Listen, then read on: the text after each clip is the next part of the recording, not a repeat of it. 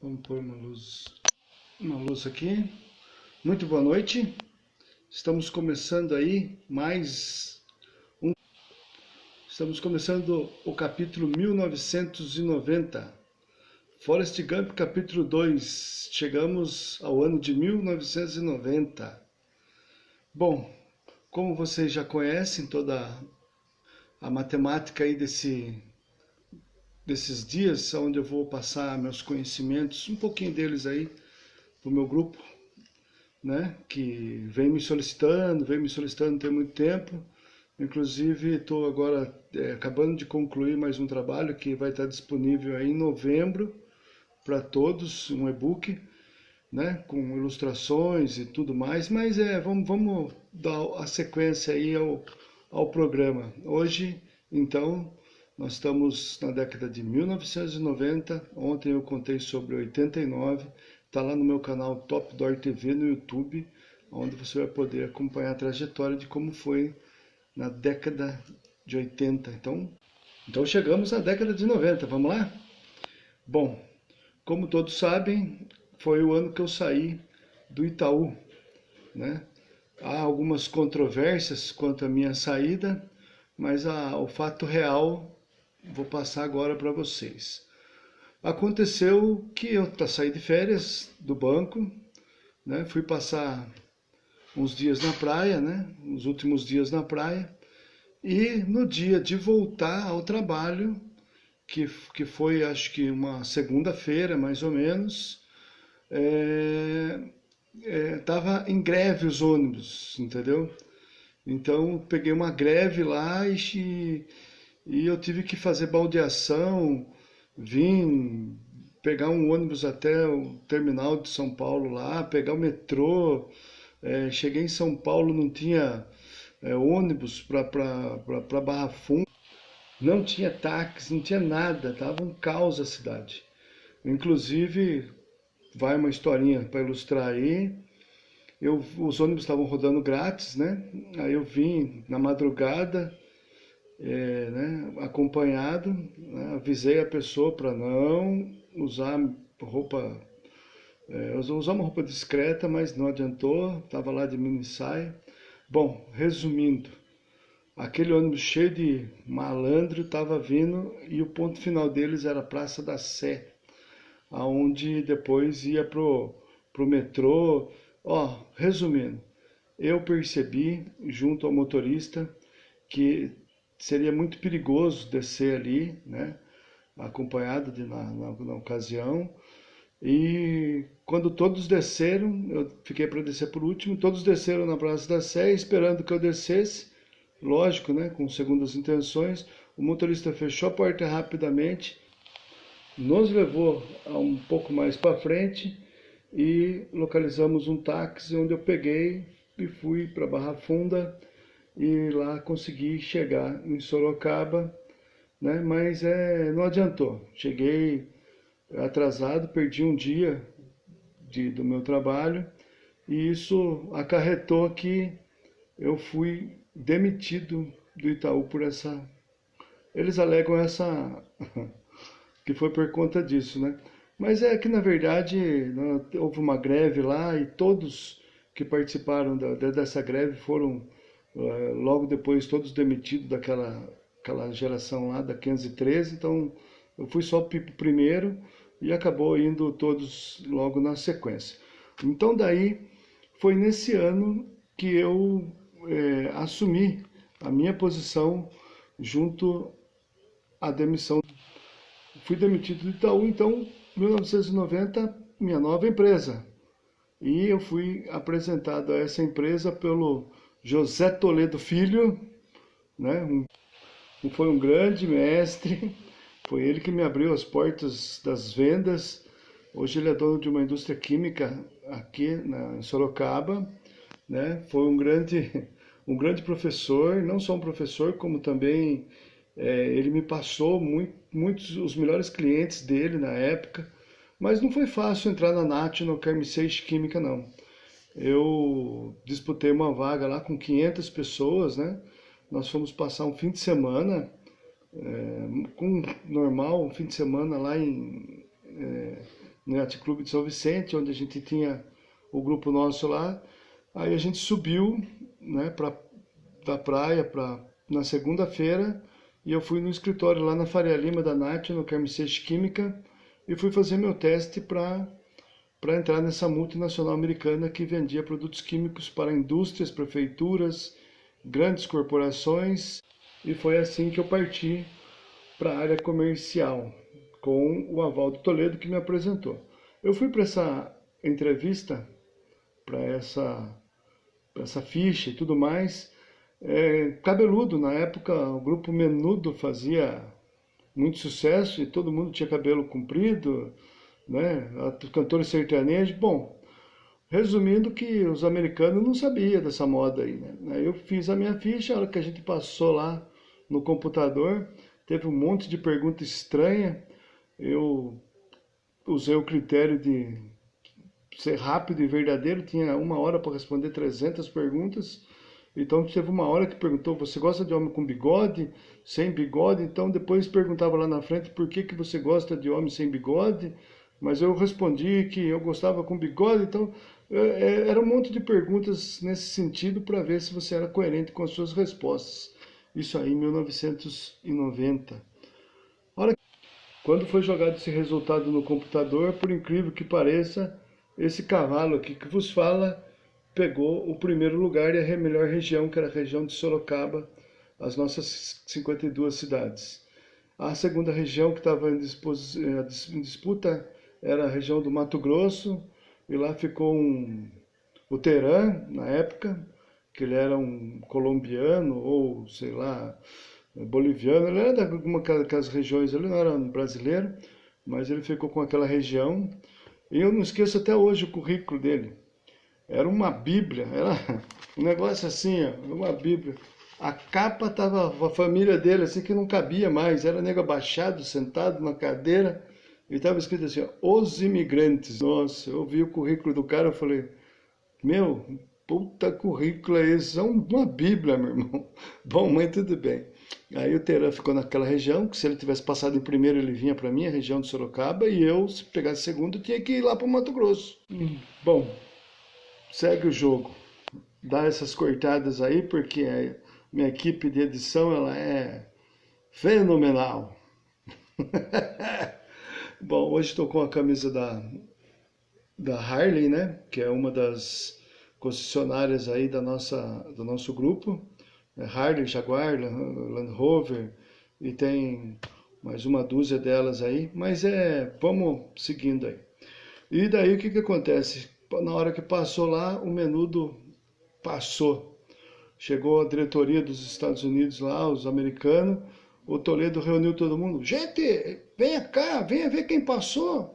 O Menudo, agora nós temos um Menudo na National. Ele falava assim, meio, uma voz meio de palhaço, assim, que era um sarro.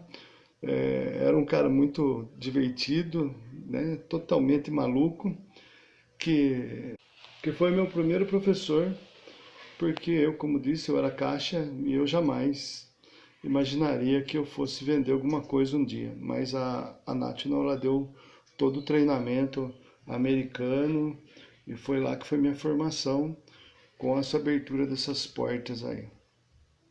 Aí, como eu tinha saído do banco, peguei uma Brasília 80, comprei, né, painelzinho quadrado, quem já teve sabe, um carro maravilhoso, e com ele eu fazia minhas visitas aos meus clientes, que eram de todas as cidades aqui, São Miguel Arcanjo, Itapetininga, Itararé, toda a região aqui de Sorocaba, essas 52 cidades aqui eu atendia fazendo esse trabalho.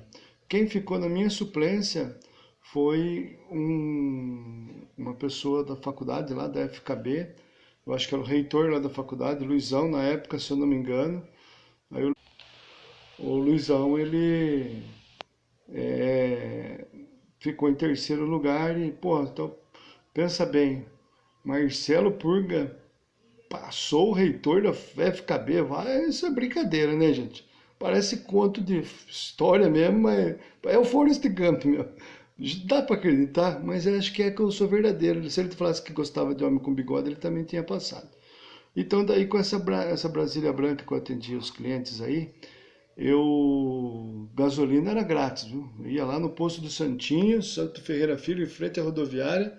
Também eu não cobrava nada para escalar os peixes para ele quando a gente ia pescar na Laje de Santos, nos barcos do nosso amigo Mirandão, barco Perversa.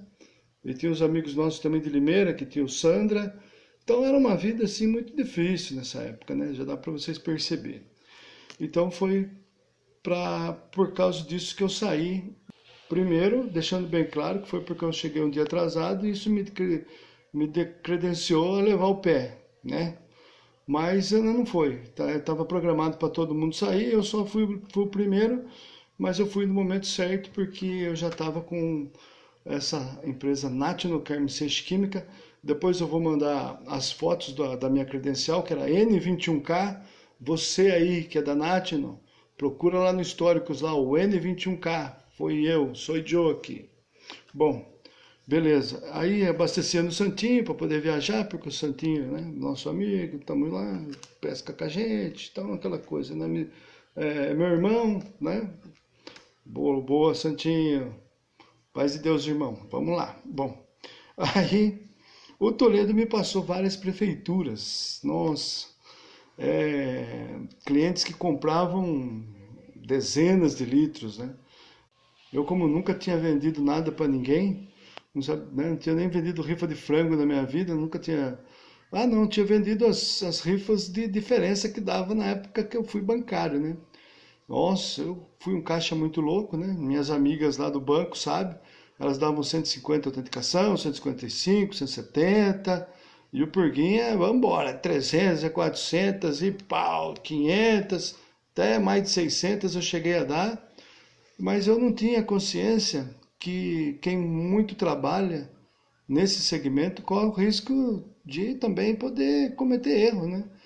Então não é aquele trabalho que, pô, vamos regaçar de autenticar, pô, a chance de você errar é maior do que quem faz ali, fumando um cigarrinho, que podia na época, né? A Rose, então, podia ter atender o clientinho mais ali na tranquilidade, subir, tomar uma água, e o Purguinho era doidão, sem miséria, vamos acabar com essa fila do banco.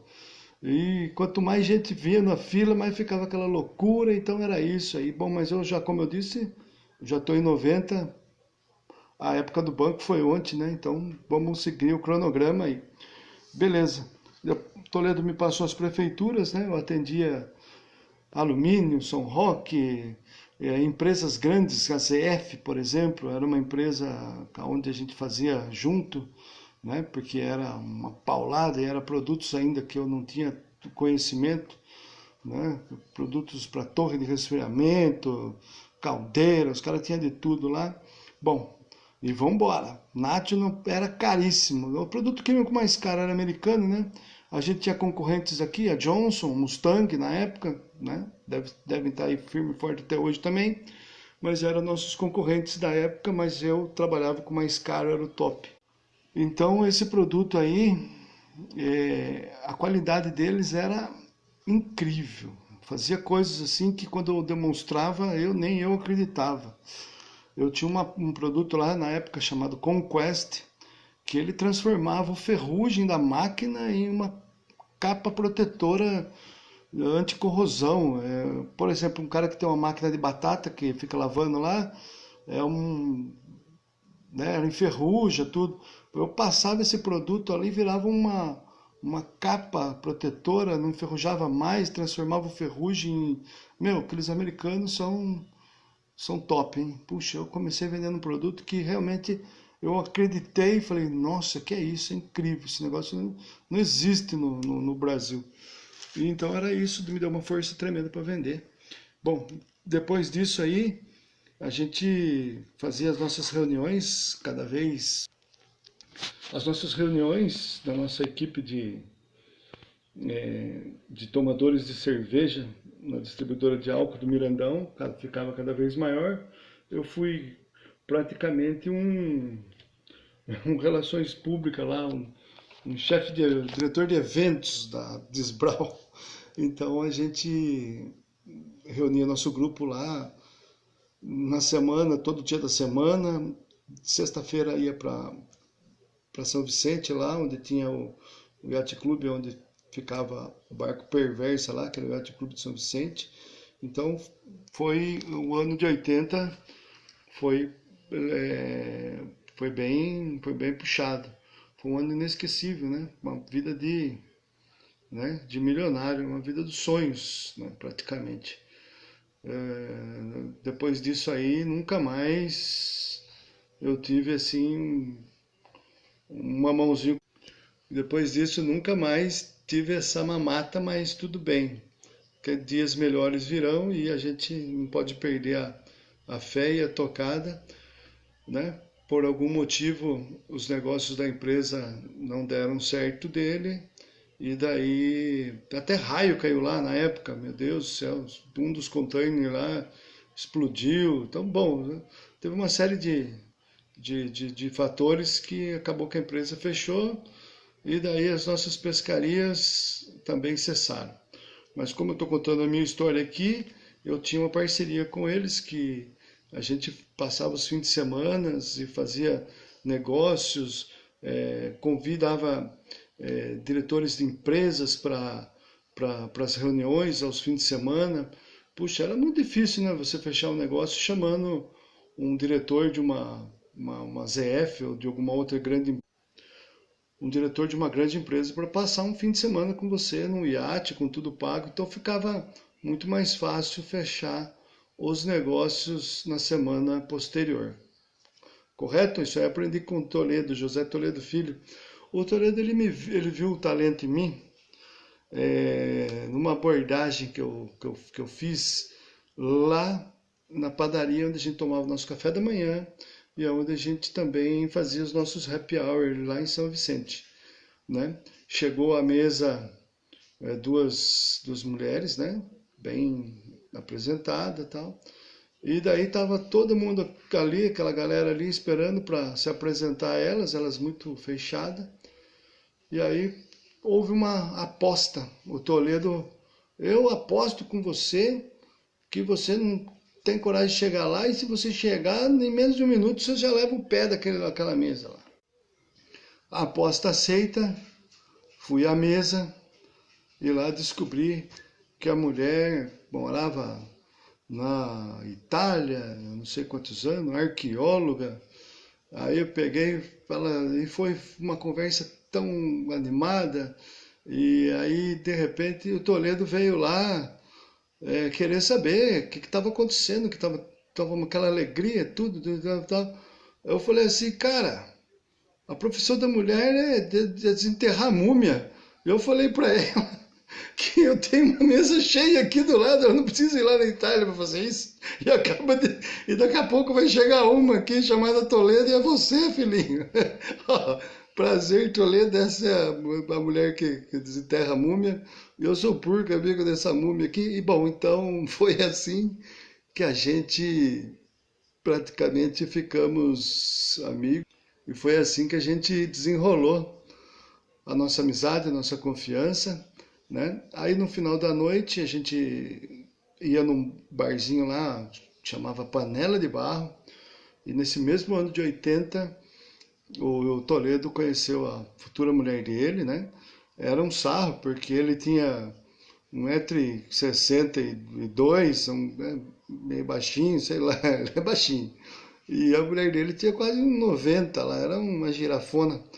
E aí, para ele se apresentar, no dia que ele foi se apresentar para ela, a gente colocou uma cadeira e fizemos ele subir para.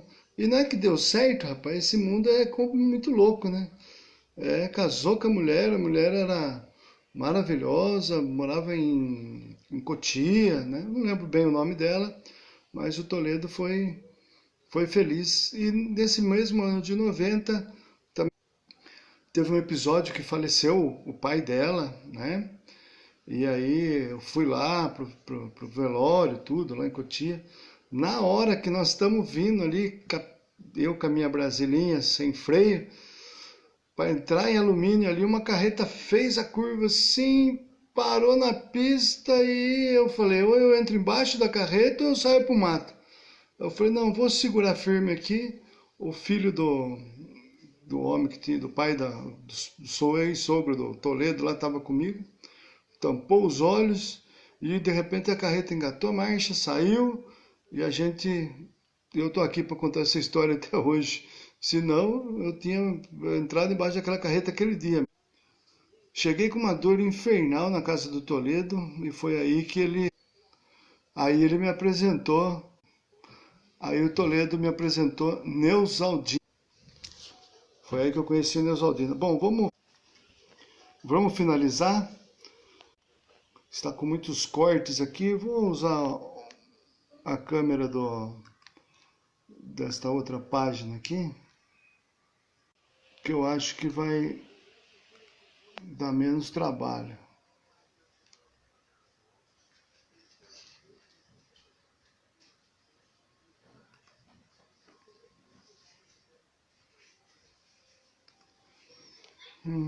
Bom,